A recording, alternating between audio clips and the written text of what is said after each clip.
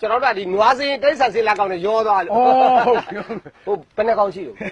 တကုံးနဲ့ပါကွာ တစ်ကောင်နဲ့နေရောကောင်းရဲ့လား ဟမ် ကိုလေးနေရောကောင်းရဲ့လားလို့ နေကောင်းရဲ့လား နေလို့တော့မကောင်းဘူးကွာ ဟာ ချောင်းကလည်းအမြဲဆုံးနေတာအဲ့လိုချောင်းဆို အဲ့ဆိုခွာနာရှာလာဖြစ်နေ ညကြတော့လဲအဲ့လိုကမပြောပါဘူးကွာ တနေကုန်ခိုင်းထားတာကိုခိုင်းတာ